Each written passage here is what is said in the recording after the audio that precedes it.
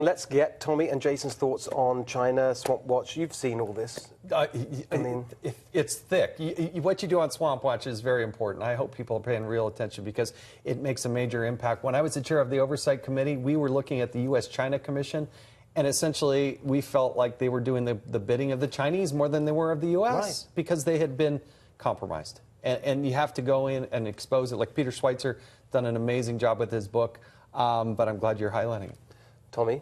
Well, as we discussed in the break, the ongoing discussions about Russia, what we really should be looking at is China. Of course, Russia's important. We need to manage their aggression, so on and so forth. But when we're looking at China and what China does and their impact in our economy and their impact really in daily lives of Americans, that actually impacts average Americans. So it's far more important. So I am in complete agreement with exposing it on Swamp Watch. Most Americans would have no idea. And the thing is, we hear all the time, oh, Russia hacking, and sort of Facebook, whatever.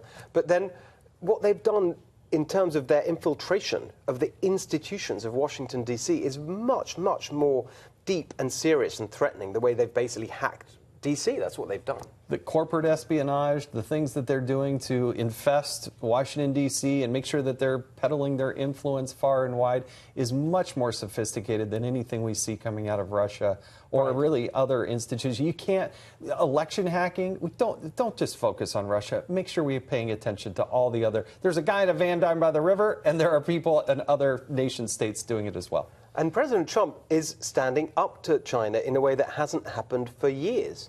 And obviously, well, kind of ever, really, since they've been doing this. This president recognizes the real threats, and he takes on these real threats one by one, and you're seeing it with China. And as we said previously, what we have done has not worked.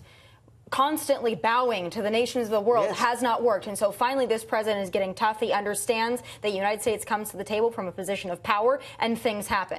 Or we can let this continue on. And as you mentioned, the elite in D.C. can get even more elitist and we can continue on the same path. But the president doesn't do that. And I just want to ask you, Jason, about the foreign government lobbying. China's such a brilliant example, but others do it too. It seems to me that whole notion is kind of weird. They have embassies and ambassadors to sort of put their point of view. Why do they need to pay lobbyists to do it?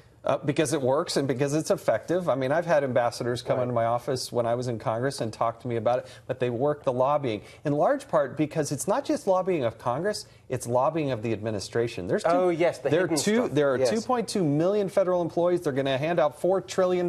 So you can bet that they're going to try to do what they can to influence and get their people embedded into the bureaucracy and the institution. That's where they can move a lot of things. And that's all in your book, which yes, we're very the excited Deep State. about. Deep State coming out in September.